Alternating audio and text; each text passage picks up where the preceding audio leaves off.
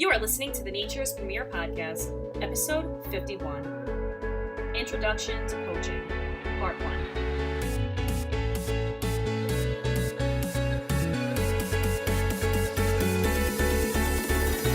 Here on the Nature's Premier Podcast, we talk about everything from bees to babies and sustainable living. Join us while we talk about natural parenting and different ways to live a more sustainable lifestyle for ourselves and our future generations to come. Now let's begin. Good morning, everyone. Welcome back to another episode here on the Nature's Premier Podcast. I am your host, Brooke Nichols, and I am blessed to be here with you all today. Thank you so much for tuning in to another episode. Today's episode is a real throwback for me emotionally, and it takes me back to my childhood and really the core of what some of my deepest passions are in my life. Everyone in this world is unique. Even if you feel like a carbon copy of what society tells you how you should act and how you should be, you are still unique in your own right. When I was a kid, I was just that and really felt it was a curse of sorts.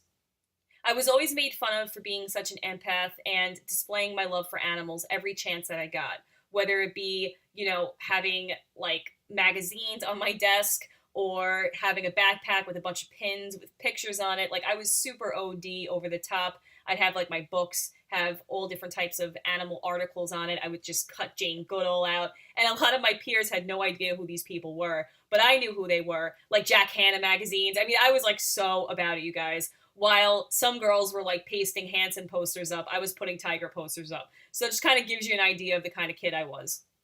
So one of the big moments in my middle school years for my passion to really show itself was when I was entered and won second place in a speech contest about poaching.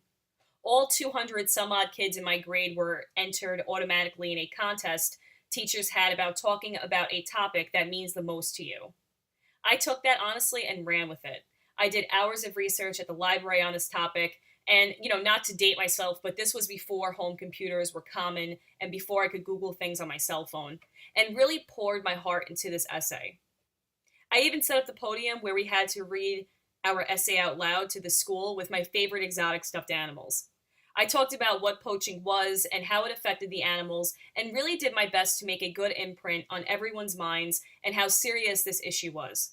I still, to this day, run into people who bring up my speech, even if they remember nothing else about me and who I was, and say it was something that they carried with them always and felt like they wanted to know more about it. But it was one of those things that, if you're going through your humdrum of a day, like you have kids or you're going to work or whatever the situation is, like you kind of don't look into these things if it's not thrown in, the cover page of, let's say, your email account or something like that, or if other people aren't talking about it.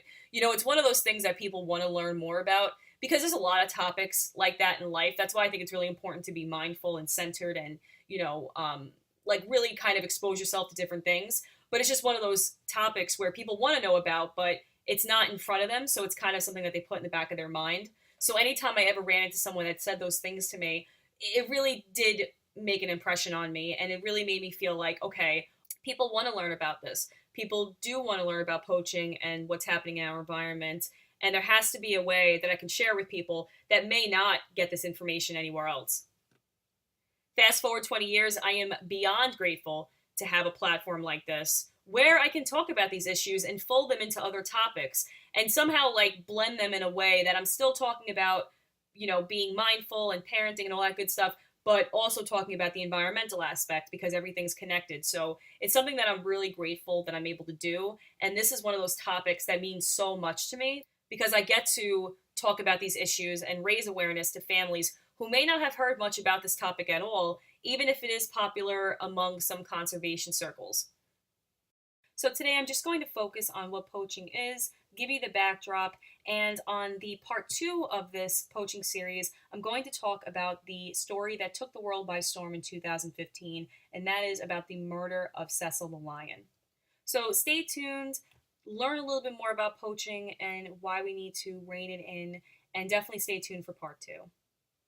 Now, the definition poaching is actually a very deep definition, and several sites, including Wikipedia, will have a very quick quip on what poaching is. But to give you the true context, I'm going to take an excerpt from Mike Candeman's Consuming Wildlife, the Illegal Exploitation of Wild Animals in South Africa, Zimbabwe, and Zambia, March 2007 report. So these are excerpts, some of them are abridged from his actual work. Poaching is defined as hunting wild animals for food and entrepreneurial exploitation, including the bushmeat trade for local and urban trade, trafficking locally and cross-border, and trade in live animals and body parts. The illegal killing of wild animals for meat, the so-called use and trade of bushmeat, is believed to be one of the greatest direct causes of the decline of wild animals in Africa. The increasing demand for bushmeat is also driving high rates of poaching. According to a CITES, Convention on Trade in Endangered Species of Flora and Fauna, resolution, poaching and illicit trade in bushmeat constitute the greatest threat to the survival of wildlife species. A variety of methods are used to slaughter the animals: firearms, indiscriminate wire snares, and gin traps. Hunting dogs and poison are all the tools of the poachers, with the use of snares is the most common method of poaching in South Africa. No matter the instrument, each contributes to the agonizing death of tens of thousands of animals and birds annually. This barbaric treatment of wildlife not only causes untold suffering, pain, and death, but literally poses an urgent threat to their survival, as death is administered to individual animals, family groups, and entire social networks. South Africa and its neighbors have flourishing illegal wild animal markets, and in South Africa particularly, this is compounded by its geographical location and relatively sophisticated infrastructure. Indeed, poaching is taking place in an increasingly organized scale. Africa has seen the unprecedented annihilation of wild animals as a result of poaching, and it is being fueled by the profits that are made by commercial wildlife traffickers, often to satisfy consumer demand abroad, and controlled commercial exploitation. So just a quick note, a lot of poaching happens in these countries, and these animal parts are actually sent to Western countries, like they're sent to North America. We have a huge problem with animals coming in that are being smuggled in. You have illegal animal parts that are being shipped all over the world. So just so everyone knows, that this isn't something that's just happening in South Africa, and it's just like an isolated incident. This is a multi-million-dollar industry that is only growing and is getting bigger and bigger by the day. This is part of a global problem, which according to Interpol is worth some US $12 billion a year. Remember that this post is from 2007, so it definitely is significantly higher now. So it's not multi-millions, it's actually billions of dollars this industry brings in annually. Throughout Africa, money is the driving force of this illegal trade, and it is motivated by greed and aided by corruption, inadequate ranger staff, public attitudes to wildlife, lack of public awareness, lack of data, and lack of adequate law enforcement. And some of these areas, you guys, are so corrupt. I mean, it's the same thing what we talked about in the palm oil episode with Bev Luff from Palm Oil Free Certification Program.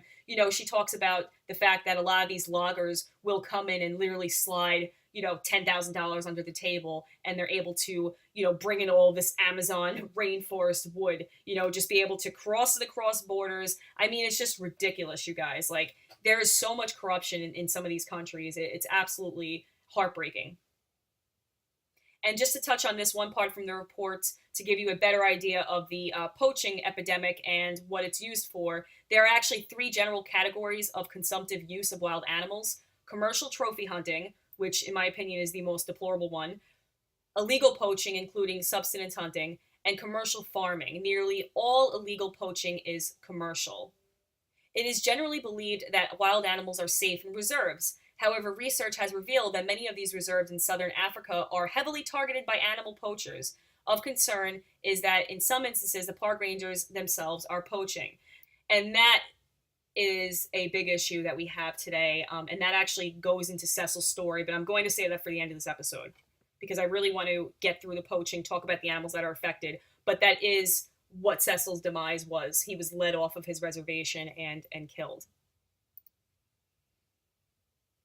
A recent study undertaken by Professor Greg L. Warkall shows numerous instances of rangers poaching for bushmeat, elephant ivory, and rhino horn. In a Kruger National Park-sanctioned culling effort, rangers authorized to kill 3,120 impala illegally killed an additional 60 for sale to a local butcher shop. One Kruger Ranger was arrested for shooting 20 white rhinos. Oh, I can't even read that. And another admitted to killing at least 46 over 12 years to pay his gambling debts. I mean, really? Like, absolutely awful. So, in summation to this report, animal poaching is illegal, it is cruel, it puts the survival of multiple species at risk, and unfortunately, it is a booming industry and increasing. Now, with that said, I will say if anyone has a right to hunt animals that are not critically endangered, it's the indigenous people that live there. I personally am of the belief that people who are native to that area, such as the indigenous people that require, animal protein as part of their diet, they need to hunt. It's almost as like an essential human right for them. I do think that they should have special privileges, not hunting exotic animals, like not hunting animals that are critically endangered. I do not agree with that.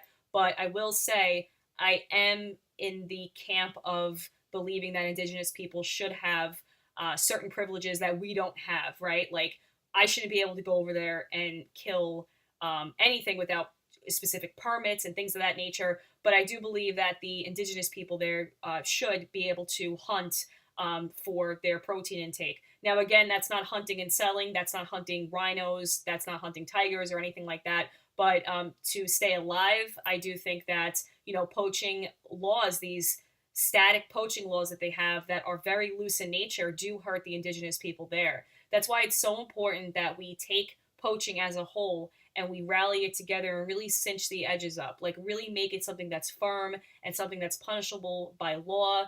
They do have some areas that are heavily protected, and people who attempt to get to poach or to kill these animals, they are actually shot at. So that is aggressive in nature, but when you have 3 animals left of one species, you get desperate. So I will say that it is a very interesting topic. It's very heartbreaking, and it does hurt not only animals, but also the native people of that area. That's the same with deforestation. That's the same with illegal logging. That's the same with big agriculture, just ruining the environment, just absolute devastation. So I just wanted to put that out there before I talked about some of the animals that are impacted by poaching, because again, time and time again, people want to focus on one issue, whether it be like, oh, save the tigers, but what about like the people that live there? Or what about the other animals that, like the lemurs that people don't realize are extremely critically endangered? So it's important that we talk about all of these topics. But I just wanted to put that to the side because as an ethical environmentalist, as an animal rights advocate, I am someone that's not pro hunting in any capacity. Now, I have certainly my whole life had hunters come for me in my stance on being an anti-hunter, and this is not going to change it, so I'm not looking to appease anyone, but I will say that it's more of an agree to disagree situation, but I will call out poaching in all aspects. I am extremely against poaching in every form and every sense of the word. There are many animals that are affected by poaching every single day. Animals such as elephants. Elephants are probably most impacted by human behavior. I think it is said that poachers are the single biggest threat to elephants. We have decimated the population of elephants for centuries, right? Like, we've taken their ivory.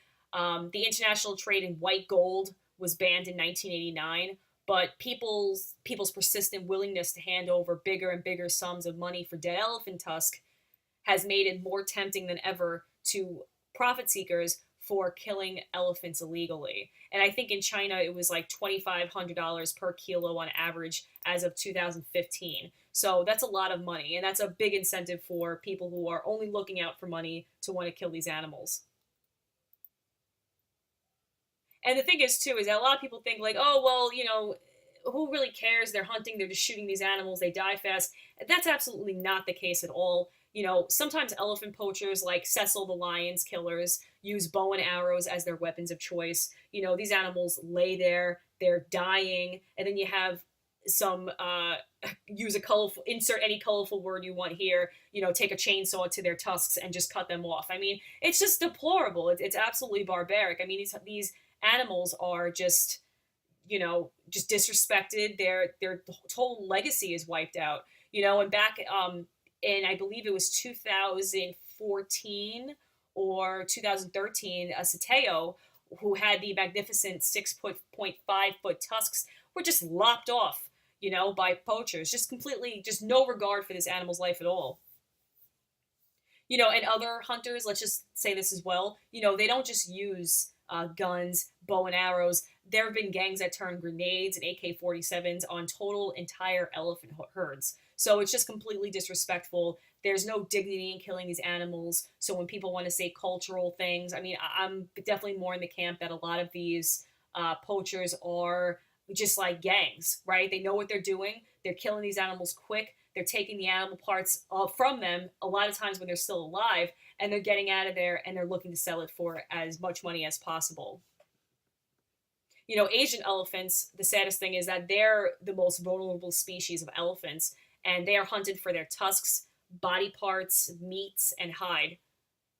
And unlike the cousins of these Asian elephants, only male Asian elephants have tusks. So, a fact that makes the consequences of poaching even more devastating, since the selective killings of bulls creates a gender imbalance and, therefore reduces the reproduction in the remaining population, which is a big, big, big problem. Another species of animal that is affected drastically by poaching is rhinos. Rhinos, like elephants, suffer the misfortune of having an external protrusion that humans arbitrarily place a crazy high value upon.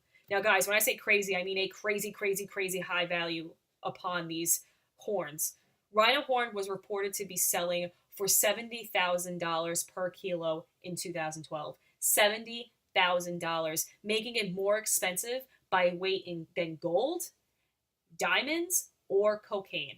Let that sink in just for 2 seconds. Absolutely ridiculous.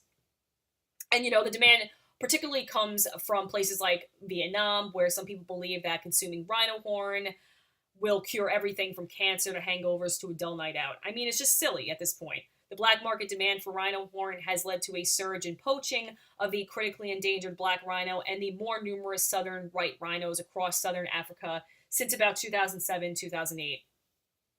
Trophy hunters can actually pay more than $100,000 for the quote-unquote right to kill a rhino and keep its horn under a government scheme that allows hunters to shoot one rhino a year with the proper permit. Many suspect it's open to abuse by people who've come for the horn, not the hunt. Either way, the rhino ends up dead. Now, that's like an obvious observance because, of course, there's going to be abuse. Of course, there's going to be illegal activity. You have trophy hunters that are park rangers that are killing 20 rhinos at a clip to pay off a gambling debt. So you better believe that there is going to be abuse that's going to happen. The western black rhinoceros went extinct in 2011, and the rest of Africa's wild rhinos will certainly follow suit within the next 20 years unless drastic measures are taken to prevent their extinction, which, let's hold our breath, right? Because it was 20 years ago, I was talking about the same thing. And thousands of animals became extinct. And now we're at a place where thousands more are going to become extinct. And they become extinct every year annually by mass, horribly high numbers. Another animal that is impacted so much by poaching, and they have to be on this list, are tigers. It is, in my personal opinion, that humans are the absolute worst thing to ever happen to tigers. We've hunted them down to just 5,000 to 7,000 individuals worldwide by the late 1990s. As of 2018, there's said to be a little over 3,000 tigers left in the wild, meaning that more illegal traffickers and homeowners of tigers have higher populations than in the actual wild. It's actually ridiculous. The thing about tigers is that they're looked at like a sacred animal, but they don't have the protections of being a sacred animal. We are obsessed with every part of them. Tiger skins, bones, teeth, claws, tails, and even their whiskers find a place on the black market as decorative items or ingredients in traditional Asian remedies. The illegal trade is further fueled by tiger farms in China and Vietnam, where large numbers of these animals are bred for their body parts. And like I mentioned earlier with their numbers, as many as 3 times more tigers exist on these farms than they do in the wild. Another huge issue is that tigers are reared to be killed in canned hunts by trophy seekers, which is a totally other episode that I will cover in the future. Can hunting is just such a horrible ethical situation. It's a very, very difficult topic to talk about, but tigers are among one of the victims that deal with can hunting. And the thing about a lot of people don't realize is, our habitats, our environment is being destroyed at astronomical numbers, right? Like we're knocking down 3 football fields worth of land every minute. But the thing that's even more devastating is that we're killing tigers faster than we can destroy their habitat. So more tigers are dying at a faster rate than their actual habitat is, which is also under a devastating attack as well. There's this thing called empty forest syndrome, where roughly 620,000 square miles of what should be tiger habitat currently lies unoccupied. And that is probably the most haunting proof that poaching is the greatest threat to tigers. Another thing is, aside from their body parts, their fur is just so exotic, right? You see tigers, you see the tiger fur in like these foreign magazines, and then we'll have like, tiger skin on the floor if we want to show somebody's wealth or their importance in their laboratory, or their book room, right, their library. I mean, it's ridiculous. It's absolutely just shameful, truthfully. I mean, it's not something that's it should be even bragged about. You know what I mean? Like taxidermists shouldn't flex the fact that they have tigers in their property, so to speak. Like it should be something that's really punishable by very, very high fines. And some people say that it is, but I don't think they're doing enough, because these criminals are still making millions of dollars off these animals, and one day they're not going to be here. We're literally going to be reading about them in books. Another one that people don't talk about is sea turtles. Sea turtles are affected just as much as the other animals. There's this preconceived notion that only like safari animals are affected by poaching. You have the game hunts, you have the lionheads, you have the antelopes, you have the lemurs. They think like those type of animals are affected. But poachers, like anything else that's a business move, have, found a way to ransack the sea as well. And these animals called the hawksbill tortoises, or turtles rather, they are actually affected heavily by poaching. We have killed millions of these animals over the past century to feed the fashion for tortoiseshell, jewelry, glasses, ornaments, instruments, and other items, with the result that the species is now critically endangered. So the international trade has been banned for almost 40 years, but of course the black market continues to thrive in Asia, notably China, Japan, and in the Americas. People also kill these animals for their meat. It's actually considered like a fine delicacy. It's eaten either by humans or used as bait to catch sharks. Other parts of this animal are used to make leather, perfume, and cosmetics, or stuffed whole and displayed as a decoration. How deplorable. Another thing that needs to be mentioned is that it's so devastating for these animals, because these animals take so long to reach the breeding age, more than 30 years in some cases, to actually be able to reproduce and replenish their population. Many are actually killed before they ever have the chance to reproduce, because these scumbag poachers come in and they'll kill a whole section of these turtles, pick them all up and leave. A lot of times leaving their babies, a lot of times leaving half dead turtles that don't service them. Maybe they're too small. I mean, it's just horrible, you guys. It's absolutely horrible. But those are some of the animals. And I will touch, because I mentioned them twice already, is the lemurs. And I hope I'm saying that right. But there's no other mammal on Earth that is more endangered than the lemurs, and we're still hunting them. Over 90% of all species of the big-eyed primates found only on the island of Madagascar are considered vulnerable, endangered, or extremely critically endangered. Deforestation and climate change are largely to blame for their decline, but hunting lemurs for their meat, which has reportedly increased in the chaos that followed Madagascar's 2009 coup, is also diminishing their tiny numbers. Despite legislation that makes killing them illegal, lemurs are poached either to be sold to restaurants or simply to be eaten by impoverished locals desperate for food, which we talked about earlier. There's a sad situation with the indigenous people and poaching, but that is something for another topic, because I do want to talk heavily on the human rights aspects of what these laws do to indigenous people, but how we just trample over them anyway, because people don't seem to care. They don't care that the rainforest is getting taken down. They don't care that we're just destroying their land. We're putting these blanket laws that we don't mean to follow on top of these people and disciplining them when they break them. That's a whole other topic. The tragic irony is that the lemur is the hand is worth much less than two in the bush. Like lions in Zimbabwe, lemurs are a huge tourism attraction for Madagascar and will always make more profit for more people alive than dead. Not to mention the fact that no one should be killing freaking lemurs anyway, right? Like, we just have to leave them alone. And the last one I want to touch on, which is all these animals have a soft spot in my heart, but I will talk about them. It is gorillas. Now, humans are slaughtering the greatest of our fellow apes, and that is the gorilla. Gorillas used to be protected from our murderous appetite by the huge tracts of unspoiled forests in Central Africa that they lived in. But then we spoiled it like everything else. Logging new roads and the migrations caused by successive wars brought people within firing range of the gorillas. That is a big, big, big problem. Deforestation takes down their barriers, so to speak, and makes them the target of animal traffickers. There is now an illicit commercial trade in gorilla meat that sees the animals butchered, transported, and sold on. An increasing number of them make it as far as cities, where restaurants serve up bushmeat to wealthy clientele who like their dinner endangered. How deplorable.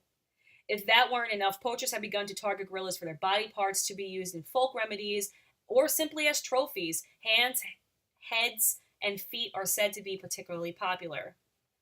Other gorillas are casualties of other crimes in the protected habitat. In the DR of Congo's historic Virunga National Park, mountain gorillas have been found shot through the back of the head execution style, and attacks blamed on traders who illegally harvest wood to make charcoal from the protected forest. That's a big problem too.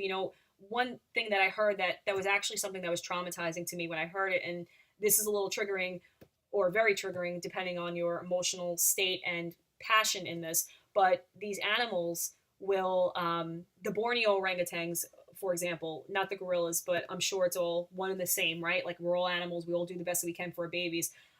They will actually hide their babies when they know that people are coming to destroy their homes. They will hide their children. They will cover, the babies with leaves or whatever else, hide them in holes, and they will climb to the tops of the treetops, sometimes 300 feet, and they will literally, like, entice the hunters to look at them, or the illegal loggers to look at them, and they'll burn the forest down. Like, they will burn the treetops, and these animals will often die in the trees. They'll get burned alive, but they do that to protect their babies, and it's absolutely heartbreaking. Like, these animals are so intelligent, and they do the best that they can to break away from the situation. But if people aren't going to step up and help them, they're not going to be helped, and they are going to be just killed off at an alarming rate, which is happening. So there's that.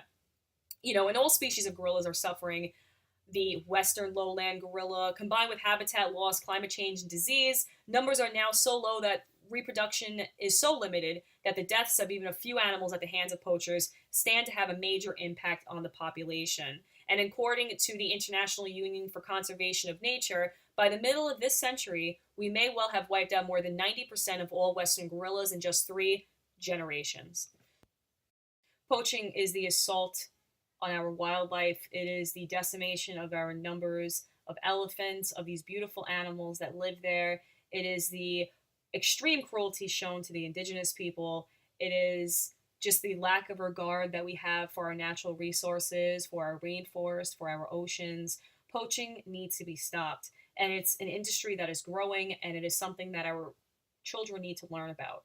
They need to know that these big elephants that we love, the tigers, the lions, the lemurs, of their favorite movies, like Madagascar. I mean, these are animals that have serious issues with their populations. And unfortunately, by the time that our children, our young kids are adults, 90% of them may be gone. So it's a threat that we've been saying for a long time, but, with the advancement of technology and the booming black trade market, what's happening is the tenfold increase of these populations becoming decreased. So it's something that we need to pass on. This episode is a little lengthy. It might be too much for a 5-year-old, but we can certainly share this information with our kids and tell them about what's going on in different parts of the world and what we can do to stop them. Now, in recent years, the world's governments have ramped up their efforts to protect these illustrious animals as a result of growing public demand for stricter laws and measures. So that is one thing I will say, is that there is certainly an increase of interest in poaching. I think it has a lot to do with the pro-vegan movement that's happening, pro-plant-based, paleo, those different types of lifestyles. I think people look for deeper meaning into their food. They want to know where things come from. They want to learn about the environment. I think people can see how our weather's being impacted. So it all kind of boils down to major issues that are affecting our planet, such as deforestation, global warming, and poaching, which is huge. So I am happy that, people are asking for more stricter laws and measures to be taken. Now, we can't all just go to Zimbabwe and, fight to save the lions, as amazing as that would be. But we can do things from the comfort of our home. Now, it doesn't matter if you donate $1 or $1,000. Any amount of money that you donate to these charities is going to go to fight to help fight against poaching. So first, there's things like petitions. If you don't want to actually donate money, what you can do is use the power of social media to spread these petitions around. And there are many different petitions. You can go to onegreenplanet.org, a site that I absolutely love, and they give you different petitions like anti-poaching efforts for rhinos, petitioning the president of Kenya to declare poaching a national disaster, getting on board with Ivory for Elephants petitions to enact wildlife protection policy change, also following different organizations. One that I actually follow that I love is the anti-poaching organization, and that is the International Anti-Poaching Foundation. So if you want to, spread petitions, you can certainly do that, get the awareness up, at least for people to Google what poaching is, and that is like the oil, the grease needed to kind of get the wheels going, or you can step it up a little bit and try donations. Now, I am someone to look into different organizations to make sure that my money is going to the actual cause. Because unfortunately, in like a business type of society that we live in, it's not really many words I can use for it, but, in the money enticing type of society that we live in, there are organizations that crop up all the time that promise to deliver your funds to the actual cause, but oftentimes only a very small percentage is actually going to the cause, and maybe 99% of it is going to, like, quote unquote secretary fees, right? Like, just these arbitrary fees that just are not what you're trying to donate to. Like, I don't care if this person needs a new computer. Like, I want to make sure that my funds are going to the actual cause. Yes, take out 5% and put that towards office fees, but use that 90% or 95% towards the actual cause, because that's why I'm donating. That's my personal opinion on it.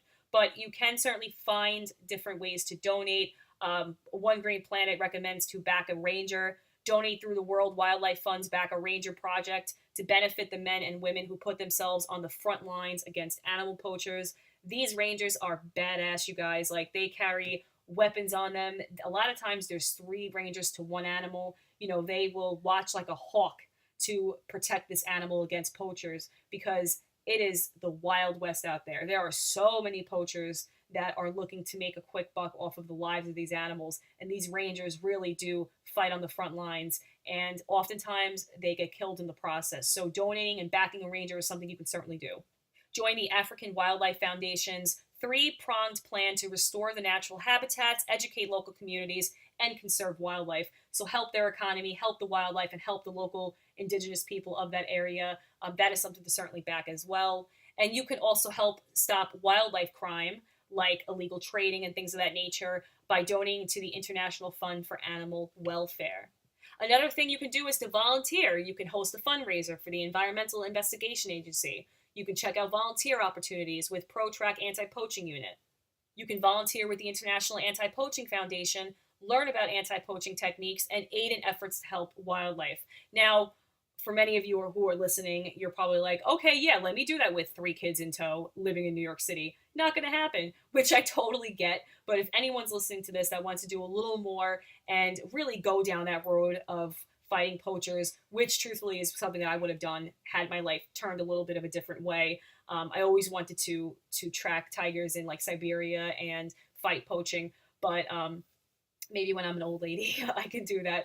But there's other things you can certainly do. Share petitions, instead of sharing like a funny video of cats or something like that, share a petition that might actually make something happen in a different part of the world that's going to serve a greater purpose. You can also share different links to donations. Just make sure you check out the validity of the organization you are sharing about, because again, we have to look out for these things. A lot of people want to capitalize on issues that people are passionate about. So it's very important to look out to that. Or you can take it a step further and volunteer to do different things. And I do recommend checking out onegreenplanet.org. They have a fantastic breakdown about the many steps that we could take to help fight poaching. I hope this episode was helpful for you all. I hope this gave you a good idea of what poaching is. You know, poaching is just the assault on nature, the assault on animal welfare, and it's all for the almighty dollar. It's all for the glory. It's all for the animal parts. It's just a horrible industry, and the more people that know about it, the more steps we can take to ensure that it's an industry that we destroy from the inside out. Hopefully it'll implode and then nobody poaches anymore. But until then, let's all take a stance and share a petition, donate a couple bucks, and really try to make a difference for the animal lives and the people that live in these areas that are being assaulted. Thank you all so much for listening to another episode of the Nature's Premier Podcast. Part 2 of this poaching series will be up within 2 weeks, so definitely check out Part 2. This kind of gives you a good ground basis for what poaching is, how it's affecting our wildlife, and things that we can do to stop it. Our second episode is going to be about Cecil the lion and his legacy. Thank you all so much for tuning in again. If you haven't already, please make sure to rate and subscribe to the podcast so you do not miss future podcast episodes coming up. Also, make sure you are following us on YouTube and on Facebook at the Nature's Premier Podcast. Join the discussion. We would absolutely love to hear from you. And if you're interested in collabing or having questions on a future episode of the Nature's Premier Podcast, do send us an email at speaking@naturespremier.com.